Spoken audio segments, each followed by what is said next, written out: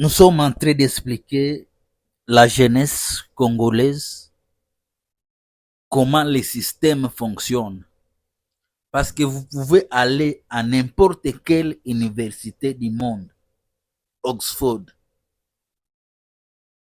à Californie, à Paris, en Inde, en Ouganda, à Tanzanie. Mais si la mentalité reste la même, nous sommes en train de perdre notre argent. Parce que les problèmes que nous sommes en train de vous dire, ce sont des problèmes internes entre les Congolais. Pourquoi le tour opérateur espagnol a été chassé à l'aéroport international de Njili? Parce qu'il a obtenu un visa d'une façon illégale et le voyage a été annulé avec tous les touristes qu'il avait. Imaginez cela. Alors que les autres pensent que nous sommes organisés, ordonnés comme en Europe, mais malheureusement, la réalité, ce n'est pas ça. Pourquoi la DGM chasse un tour opérateur de renommée internationale espagnole? Et vous savez que l'Organisation mondiale du tourisme a son bureau en Espagne. Et s'il va rapporter cela en Espagne, qu'est-ce qu'on va nous considérer, nous les gens de la République démocratique du Congo? Vous devez savoir qu'un tour opérateur prépare son voyage 6 mois. Il paye les hôtels, les transports, les sites pour qu'il puisse venir visiter.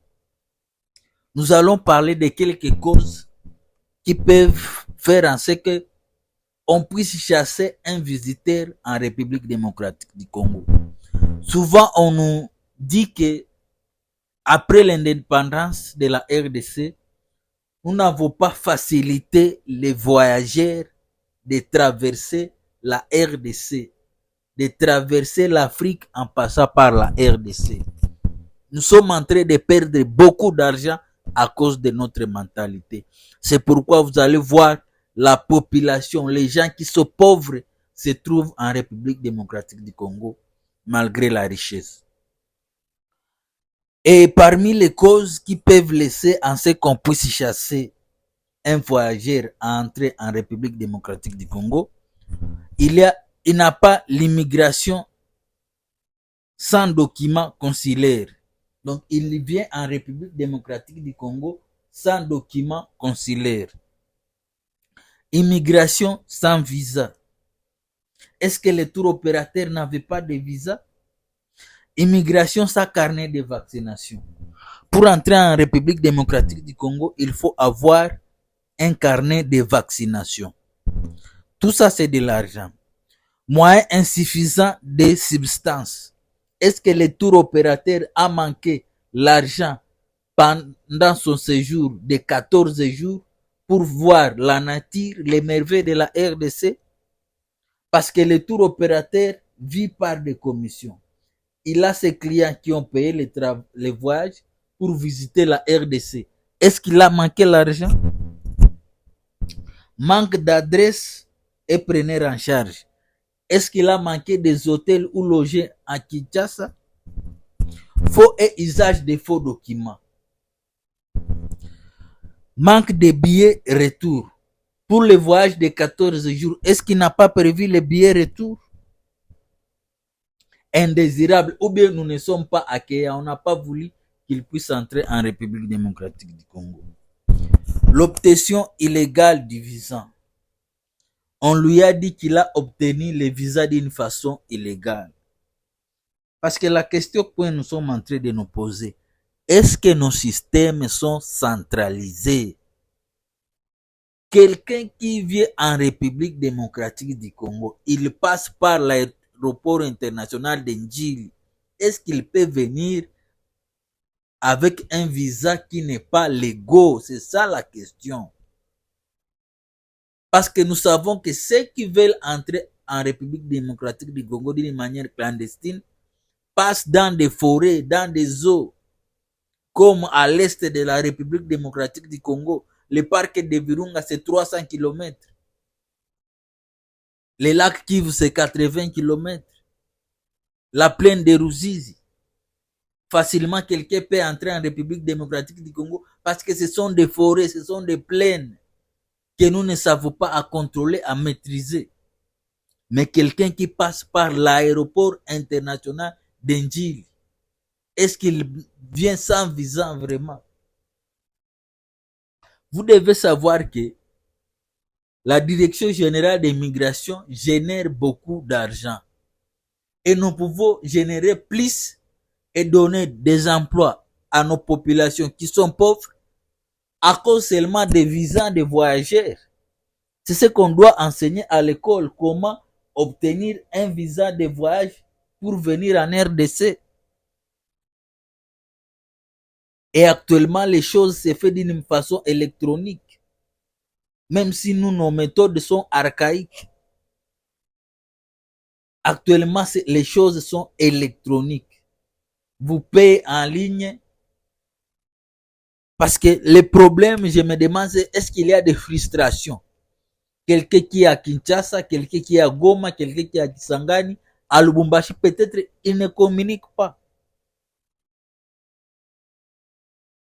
Nous devons savoir accueillir nos visiteurs. Regardez ce que nous venons de perdre. Un tour opérateur de renommée mondiale qui a été chassé en République démocratique du Congo, soi-disant qu'il a un faux passeport. Il quitte l'Espagne, il passe par Bruxelles et il entre en République démocratique du Congo, mais vous lui dites qu'il a un faux visa. Alors qu'avant d'entrer dans un avion, on contrôle les visas pour venir en République démocratique du Congo. Moi, je pense que, à part les problèmes que nous traversons en République démocratique du Congo, nous avons un problème de faible niveau d'éducation. C'est nous qui n'aidons pas la population à sortir dans la pauvreté. Imaginez le travail qu'on avait créé pendant ces 14 jours pour visiter Kinshasa, Mbandaka, Congo central, l'Équateur. Les gens sont des chômeurs actuellement. Nous avons perdu du business. Vous devez savoir que nous avons besoin de l'argent des Européens. C'est nous de nous organiser, d'être sérieux. C'est vrai, nous voulons apporter des changements. Est-ce que nous sommes sérieux? Parce qu'il semble que si on ne paye pas au niveau de l'entrée à Kinshasa, cash, ces visas n'a pas de force si on les a payés au niveau de la banque ou en ligne. Moi, je pense que nous devons parler entre nous, l'ONT, l'Organisation nationale du tourisme, les tours opérateurs et aussi la Direction générale des migrations. Je vous ai dit que pour que nous puissions trouver des solutions à cela, il faut dire que chaque touriste passe par un tour opérateur reconnu et qui maîtrise les lois du pays. Ce n'est pas à la dernière minute que vous pouvez chasser un groupe de touristes au niveau de la République démocratique du Congo. Ça, ce n'est pas bon.